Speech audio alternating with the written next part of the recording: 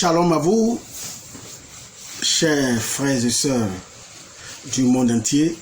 Salam alaikum à tous les musulmans du monde entier. Je suis le révérend Dr Kwasi et aujourd'hui c'est une joie pour moi d'échanger avec tout un chacun de vous sur la parole de notre Seigneur. Soyez donc bénis. Le sujet d'aujourd'hui se portera sur la viande de porc. Comme vous le savez, les musulmans portent des allégations à l'égard des chrétiens concernant la consommation de la viande du porc.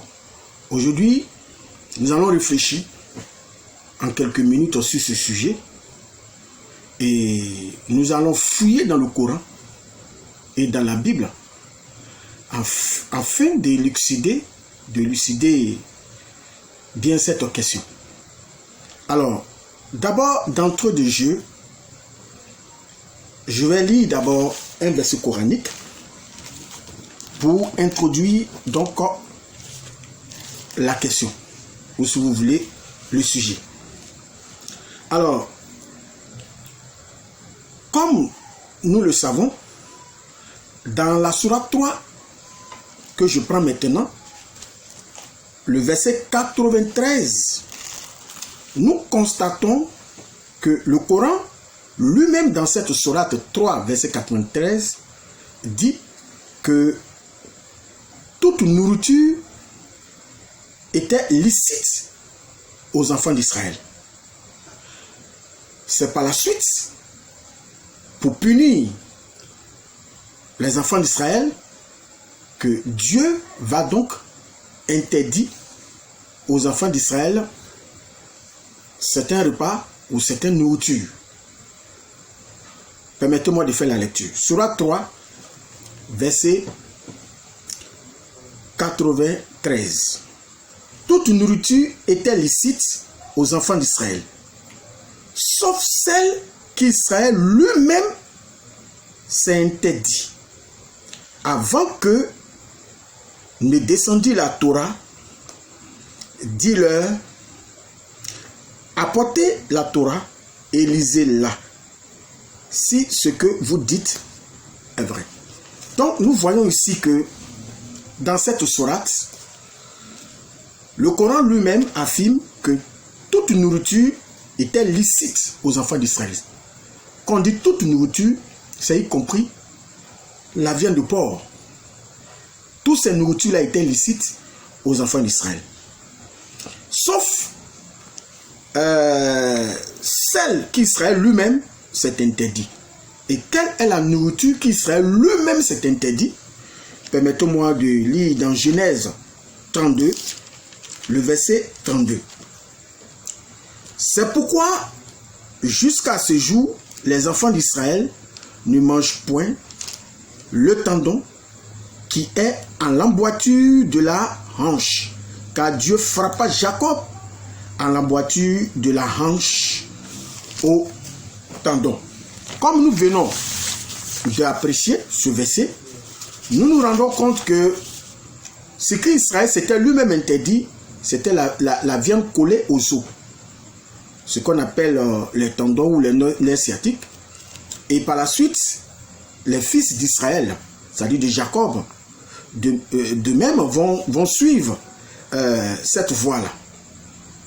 Ça, c'était avant que la Torah ne fût révélée. Donc, nous lisons dans Genèse 32, verset 32, que Israël lui-même s'était interdit une nourriture, et c'était le tendon. Voilà, la chair collée aux os. Parce qu'Israël avait été frappé lors de son combat avec l'ange en cet endroit-là. Sinon, comme le dit le Coran dans la sourate 3, verset 93, toute nourriture était licite aux enfants d'Israël. Mais la raison pour laquelle Dieu va donc interdire la viande de porc, la viande de chameau et certains autres aux enfants d'Israël, le Coran lui-même va nous révéler cela. Il s'agit de la sourate 4, versets 160 à 161. Je dis bien la sourate 4, versets 160 à 161. Avant de continuer la lecture, je tenais à vous encourager à vous abonner massivement pour que je puisse atteindre les 1000 abonnés dans l'objectif, bien sûr, de continuer à vous servir tout ce qu'il faut comme argument pour faire disparaître à jamais cette religion. Comme les hadiths et le Coran même l'a mentionné, l'islam a commencé de façon bizarre et il finira de façon bizarre. Il finira de façon étrange. Alors, partagez massivement cette vidéo pour que tous ceux qui doutent encore concernant cette question de porc puissent être éclairés. Et n'oubliez pas, bien sûr, de mettre des likes, de vous abonner dans l'optique de m'encourager. Alors, je lis maintenant la sourate 4, le verset 160 à 161. Comme je disais, au départ, dans la sourate 3, verset 93, toute nourriture était licite, sauf la nourriture que Jacob lui-même s'est interdit, c'est-à-dire le tendon, les nerfs sciatiques, que plus tard les enfants d'Israël vont s'interdire. Sinon, toute nourriture était licite. Et quand on dit toute nourriture était licite, c'est y compris la viande de porc. Maintenant, le Coran, dans la sourate 4, verset 160, va nous donner la raison pour laquelle la viande de porc a été interdite aux enfants d'Israël. Et vous-même, vous allez tomber des nues. Nous lisons. Alors, au verset 160, il est dit, c'est à cause des iniquités des Juifs que nous leur avons rendu illicites les bonnes nourritures qui leur étaient licites. Et aussi à cause de ce qu'ils obstruent le sentier d'Allah à eux-mêmes et à beaucoup de monde. Verset 161. Et à cause de ce qu'ils prennent des intérêts usuraires qui leur étaient pourtant interdits. Et parce qu'ils mangent illégalement les biens des gens, à cause à ceux d'entre eux, qui sont mécréants, nous avons préparé un châtiment douloureux. Donc, ici, dans cette sourate 4, verset 160 à 161, il est dit que Allah a interdit aux Juifs d'aliments excellents à cause de leurs péchés. Ce n'est pas parce que ces aliments-là étaient impurs ou ces aliments-là, je ne sais, étaient avec quelque chose de malsain ou bien avaient un problème d'hygiène. Non. Tout simplement, ces aliments, la viande du porc est un aliment très excellent et à cause du péché des enfants d'Israël, comme cette sourate vient de relater, Dieu leur a interdit de toucher cet aliment-là. Comme il est dit, ce n'est pas pour autre chose que le porc a été interdit ou ces aliments ont été interdits aux enfants d'Israël. Alors, comme je viens de le dire, le porc faisait partie des nourritures excellentes aux Juifs, des nourritures excellentes interdites aux Juifs suite à leur désobéissance, à leur péché. Alors, vous pouvez ajouter, si vous voulez, la sourate 6, verset 146. Parmi ces aliments excellents, on peut citer beaucoup. Dans la sourate 6, verset 146, il est dit, aux Juifs, nous avons interdit toute bête à ongles uniques, des bovins et des ovins. Nous les avons interdit les graisses, sauf ce que portent leur dos, leurs entrailles, ou ce qui est mêlé à l'os. Ainsi, les avons-nous punis pour leur rébellion. Et nous sommes bien véridiques. Donc vous voyez que Allah va interdire tout ce qui est aliment excellent. Sinon au départ, comme l'a dit la sourate 3, verset 93, toute nourriture était licite, y compris la viande de porc. Donc vous voyez ici que on fait un procès inutile. Les musulmans font un procès inutile à la viande de porc. Eux-mêmes, ils ne savent pas pourquoi la viande de porc a été interdite dans Lévitique 11, permettez-moi de prendre cela, aux Juifs. Alors que leur Coran, lui-même, donne l'explication, donne la raison pour laquelle tous ces aliments-là ont été frappés d'interdit par rapport aux Juifs. Vous voyez? Donc, ce n'est pas par rapport au fait que ces aliments-là sont impurs, non. Tout simplement à cause du péché des Juifs, que Dieu leur a interdit de toucher à ces aliments excellents. Et c'est parmi ces aliments excellents, la viande de porc, bien sûr, fait partie. Donc,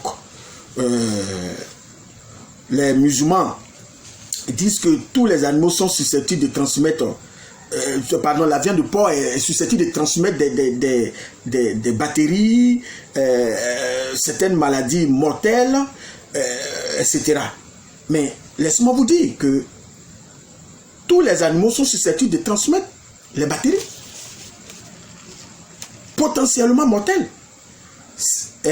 Si les viandes de porc, ou la viande est mal cuite ou mal conservée, mais ça peut transmettre des bactéries. Ce n'est pas uniquement que la viande de porc, tout ce qui est viande. Voilà. Donc, ce que vous devez savoir, c'est que d'autres animaux, à l'instar de la poule, est beaucoup plus sale. Parce que les musulmans disent qu'ils utilisent souvent l'argument sanitaire ou hygiénique, alors que cet argument sanitaire ou hygiénique ne tient pas debout. Pourquoi? Parce que nous savons que d'autres animaux, à l'instar je peux citer la poule, est beaucoup plus sale que le cochon. On voit souvent la poule se nourrir d'excréments, même les poissons qui sont dans l'eau, partout, tout ce qui existe. Tous les animaux ont leur côté sale. Donc, à l'instar de la poule qui se nourrit des excréments, on dit que les scientifiques ont trouvé un nom, ils appellent cela du scatophage. Donc, vous voyez que le Coran n'interdit pas la consommation d'animaux scatophages quand on lit le Coran. Donc, vous voyez que l'argument sanitaire et hygiénique ne tient pas la route. Puisque je vais vous démontrer que le Coran n'interdit pas la consommation d'animaux scatophages. Je vous donne une preuve déjà. Je peux déjà lire la sourate 22, verset 36. Vous voyez, je prends la sourate 22. Permettez-moi de récupérer cela rapidement. La sourate 22, le verset, comme je disais tout à l'heure, verset 36. Voilà. La sourate 22. Nous sommes à la sourate 21. Voilà. Et la sourate 22. Le verset 36. Je lis. Nous vous avons désigné les chameaux et les vaches, bien portants pour certains rites établis par Allah. Il y a en eux pour vous un bien. Prononcez donc sur eux le Coran d'Allah quand ils ont eu la patte attachée, prête à être immolée. Puis, lorsqu'ils gisent sur le flanc, mangez-en et nourrissez-en le besogneux, discret et le mendiant. Ainsi, nous vous les avons assujettis afin que vous soyez reconnaissants. Donc vous voyez que le chameau, qui fait partie de ces animaux-là, qu'on appelle scatophage, est bel et bien permis. Donc si un animal scatophage est permis, tous les animaux scatophages sont permis, sont licites à la consommation. Alors que, si vous voyez bien, parmi les aliments excellents que Dieu a interdit aux Juifs, n'a pas permis aux Juifs de toucher, nous voyons qu'il y a le chameau. Ce n'est pas seulement le porc qui a été interdit aux Juifs, il y a aussi le chameau. Or, le Coran permet la consommation du chameau. Dans sa sourate 22, verset 36 qu'on vient de lire. Permettez-moi de prendre Lévitique 11, verset 7, de lire, et vous allez voir que parmi ces animaux, on cite certains animaux qui sont scatophages. Voilà. Coran, pardon, excusez-moi, Lévitique 11, le verset 7. Bon, à partir du verset 6, bien sûr. Vous ne mangerez pas le lièvre. Le lièvre, le lapin sont des animaux de même famille, qui ruminent, mais qui n'a pas la corne fendue. Vous le regardez comme impur. Vous ne mangerez pas le porc, qui a la corne fendue et le pied fourchu, mais qui ne rumine pas. Vous le regarderez comme impur. Vous ne mangerez pas de leur chair et vous ne toucherez pas de leur corps, mais vous les regarderez comme impurs. Et il continue ici, il dit au verset 5, vous ne mangerez pas le daman qui rumine, mais qui n'a pas les cornes fendues. Vous le regarderez comme impur. Et au verset 4, permettez-moi de remonter jusqu'au verset 3, verset 4, pardon. Mais vous ne mangerez pas de ceux qui ruminent seulement et qui ont la corne fendue seulement. Ainsi, vous ne mangerez pas le chameau, au verset 4. Vous voyez, qui rumine, mais qui n'a pas la corne fendue. Vous le regarderez comme impur. Donc, selon le Coran, tous ces textes-là de Lévitique 11 n'ont pas été interdits aux Juifs comme ça. Si Allah, ou Dieu, a interdit cela aux Juifs, c'est à cause de leurs péchés. Parce que tous ces animaux cités font partie des aliments excellents, des nourritures excellentes que les Juifs ne devaient plus toucher à cause de leurs péchés. C'est que nous venons d'ailleurs de faire la lecture.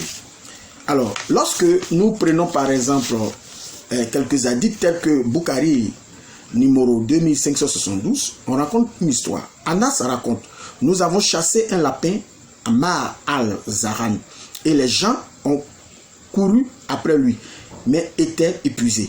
Je l'ai maîtrisé et attrapé et l'ai donné à Abu Talha qui l'a abattu et a envoyé sa hanche ou ses 2 cuisses au messager d'Allah.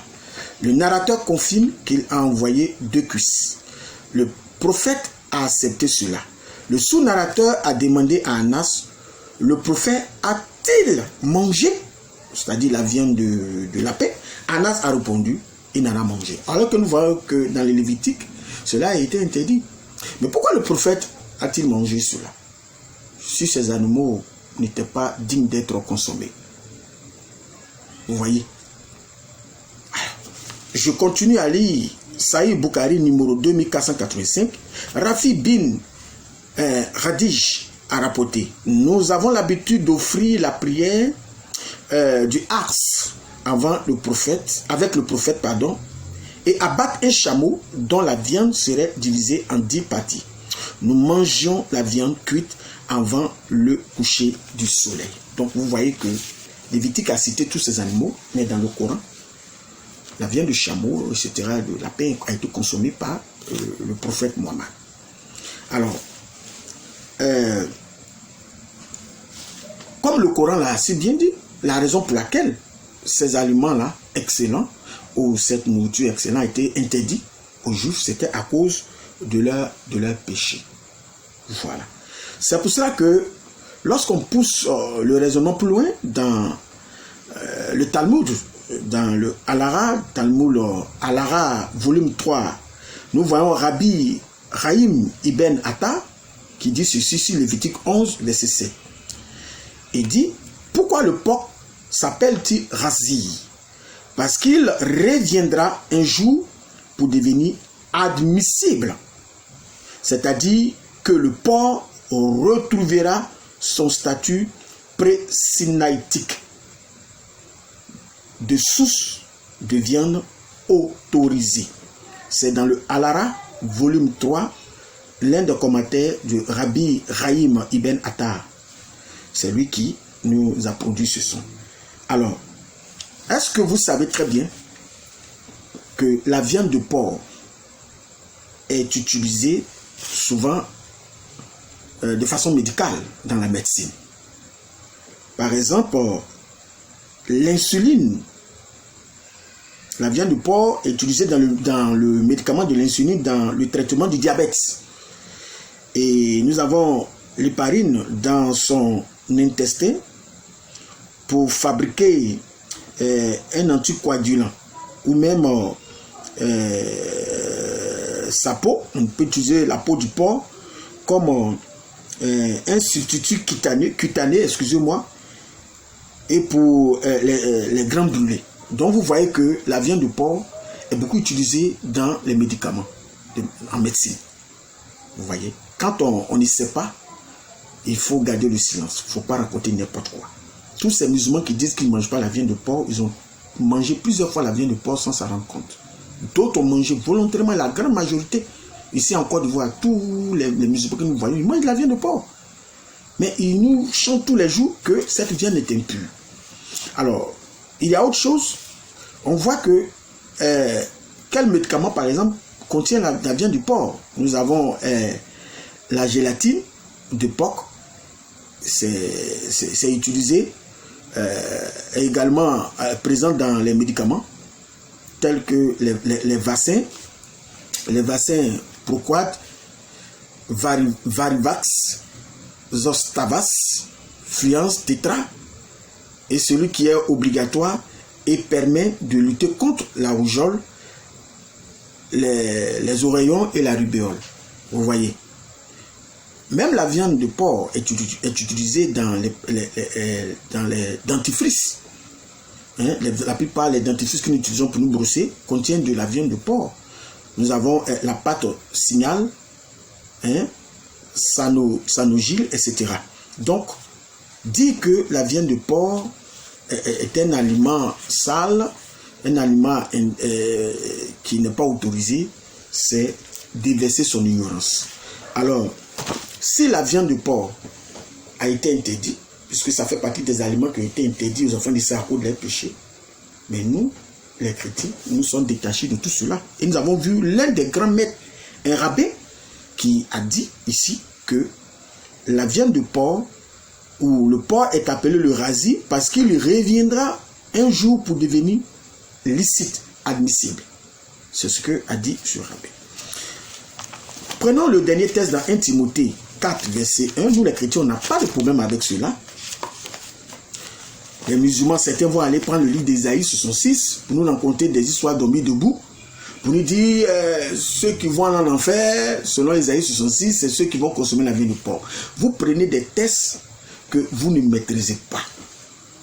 Vous voyez, la Bible a un langage littéraire, mais un langage symbolique aussi. Voyez, donc, quand vous ne maîtrisez pas quelque chose, ce n'est pas la peine de déverser votre ignorance sur cette chose-là. Ce qui se passe dans Ésaïe 66, je vais faire une vidéo sur Dieu, je veux. Je vais faire une vidéo sur Ésaïe 66, parce que ce passage, en lui-même, a besoin d'être bien expliqué, bien détaillé. Parce que c'est l'argument qu'ils utilisent souvent, Ésaïe 66, pour nous raconter des histoires, pour dire, voilà, le Seigneur dit que ceux qui consomment la viande du porc vont aller en enfer. C'est pas vrai.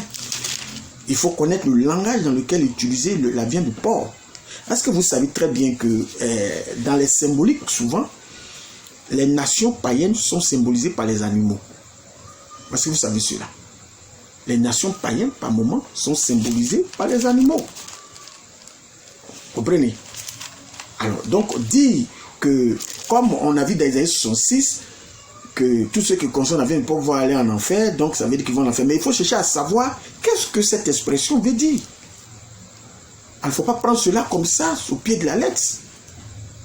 Alors que vous-même, vous venez de relater dans votre propre Coran que la viande de porc, tout était licite au départ. Vous voyez, tout était licite. Et c'est à cause du péché des enfants d'Israël que Dieu leur a interdit certains aliments excellents. Et parmi ces aliments-là, il y a la viande de porc. Vous-même dites ça. Dans votre propre Coran, nous venons de dire cela. Alors je termine avec 1 Timothée 4, verset 1 au verset 4. Il est dit, mais l'Esprit dit expressément que dans les derniers temps, quelques-uns abandonneront la foi pour s'attacher à des esprits séducteurs et à des doctrines des démons.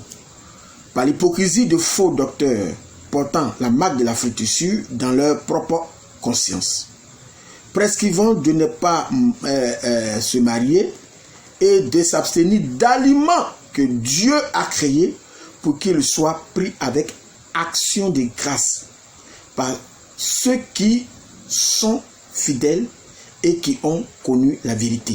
Vous voyez? par ceux qui sont fidèles, qui ont connu la vérité. Nous, on a connu la vérité. Donc, la viande de porc, pour nous, n'est pas illicite. Et les Juifs eux-mêmes, à la fin des temps, reviendront et mangeront la viande de porc. Le verset 4 dit, car tout ce que Dieu a créé là est bon, et rien ne doit être rejeté, pourvu qu'on le prenne avec action de grâce. Parce que tout est sanctifié par la parole de Dieu et par la prière. C'est sur ces mots-là que je tenais à m'arrêter ce soir. Alors, je crois que les musulmans vont réfléchir beaucoup à ce sujet. Et les chrétiens aussi auront des arguments solides pour détruire toutes les allégations de ces musulmans. Mais cette vidéo n'est pas faite dans le but de m'apprendre à quelqu'un, mais c'est une vidéo pour éclairer la lanterne, pour que chacun de nous soit éclairé en ce qui concerne la foi et notre salut. Soyez donc bénis et que le Seigneur vous bénisse et bonne consommation de la viande de porc. Amen.